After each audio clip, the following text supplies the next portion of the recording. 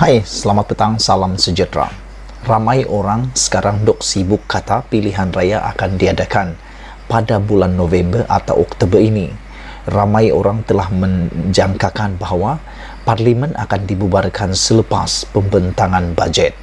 Namun demikian, terkini Ismail Sabri sah, tidak perlu usul pembubaran Parlimen tahun ini. Wow, ini satu pendedahan yang bercanggah dengan pendapat netizen di mana-mana. Ramai menjangka akan pilihan raya tahun ini, pembubaran Parlimen tahun ini, tetapi yang terkini Ismail Sabri sah, tidak perlu usul pembubaran Parlimen tahun ini. Apa ceritanya? Jom aku ulas. Tulisan dibuat oleh Regi Jesse Raitudin. Zahid berjaya menimbulkan keraguan serius dalam UMNO bahawa Barisan Nasional boleh menang PRU 15, kata Regi Jesse Raitudin. Datuk Seri Ismail Sabri Yaakob secara sah tidak perlu mengusulkan pembubaran Parlimen kepada Yang di-Pertuan Agong tahun ini atau sebelum penggal penuh Parlimen ke-14 berakhir. Ini disebabkan satu kenyataan yang dibuat oleh Presiden UMNO, iaitu Datuk Seri Dr. Ahmad Zahid Hamidi pada 22 hari bulan Ogos 2022. Kenyataan itu menimbulkan keraguan serius bahawa Barisan Nasional boleh menang pilihan raya umum ke-15 PRU 15. Dalam kenyataan itu, Zahid meminta agar tidak menjadikan alasan bimbang Parlimen akan tergantung bagi menghalang diadakan PRU 15. Keadaan ini bukanlah situasi yang teruk seperti digambarkan pihak tertentu, malah tidaklah menyebabkan kemusnahan sesebuah negara atau ekonomi terjejas teruk, katanya dalam hantaran di Facebook. Menerusi kenyataan tersebut, Zahid terang-terang bersetuju diadakan PRU awal sekalipun Barisan Nasional BN tidak menang, di samping memberi gambaran beliau tidak 100% yakin BN akan menang. Ini bercanggah dengan kenyataan beliau pada Perhimpunan Agung UMNO PAU Mac lalu.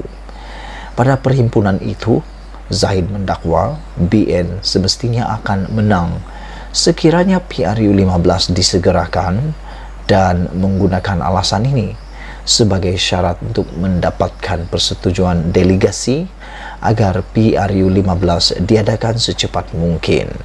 Maknanya, ketetapan PAU berbunyi PRU 15 perlu diawalkan jika BN boleh menang. Perkara ini dipersetujui oleh Ismail Sabri selaku naib Presiden UMNO, di mana beliau berjanji untuk tidak tunggu walau sesaat sekalipun jika yakin BN akan menang.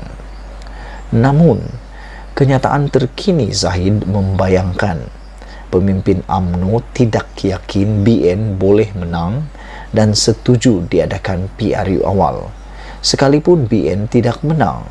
Bermakna, ketetapan PAU kini membawa maksud PRU 15 tidak lagi perlu diawalkan.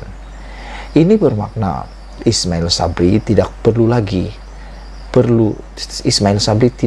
lagi perlu mempertimbangkan pembubaran awal Parlimen.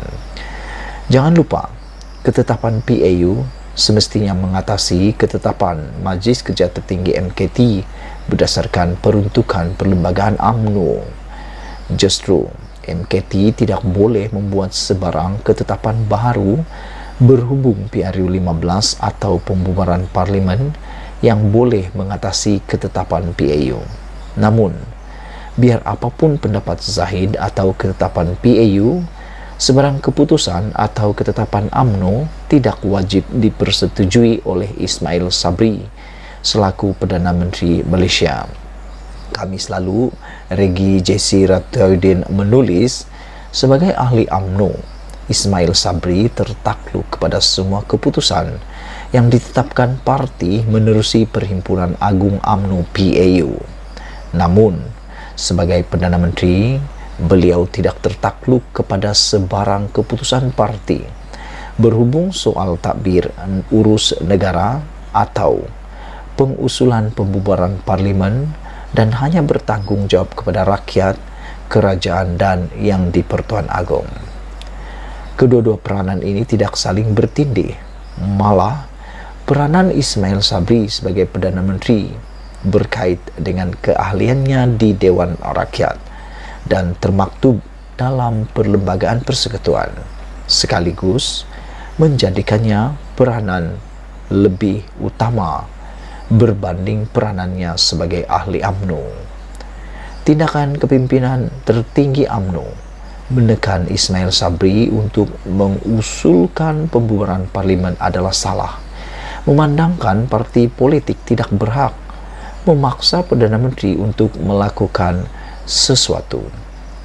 Justru jika Ismail Sabri terus ditekan oleh kepimpinan tertinggi UMNO untuk mengusulkan pembubaran parlimen, beliau perlu membuat kenyataan rasmi yang padu dan tegas bagi mengumumkan pendiriannya sebagai Perdana Menteri kepada rakyat jelata dan juga UMNO. Saya turut berharap bahawa Ismail Sabri menghadap Yang di-Pertuan Agong dalam masa terdekat dan mengusulkan pengisytiharan darurat politik. Ini adalah untuk membawa kestabilan politik secara paksa sehingga penggal penuh parlimen tamat, dan dalam tempoh ini Ismail Sabri boleh mengusulkan ordinan darurat yang bersesuaian untuk melumpuhkan terus politik negara. Saudara-saudara sekalian, inilah isu yang paling aku tertarik, tulisan daripada portal The Third Force, ditulis oleh Regi Jesse Retaudin, mengatakan bahawa terkini Ismail Sabri sah, tidak perlu usul pembubaran parlimen tahun ini. Apa pendapat anda dengan buah fikiran Regi Jesse Retaudin ini yang mengatakan bahawa Datuk Seri Ismail Sabri Yaakob secara sah tidak perlu mengusulkan pembubaran parlimen kepada Yang di-Pertuan Agong tahun ini atau sebelum penggal parlimen penuh parlimen ke-14 berakhir? Ini disebabkan satu kenyataan yang dibuat oleh Presiden UMNO Datuk Seri Dr. Ahmad Zahid Hamidi pada 22 hari bulan Ogos 2022, kata Regi Jesse Retaudin. Kita jumpa lagi. Malaysia kita punya, kita jaga sama-sama cintai Malaysiaku. Bye-bye.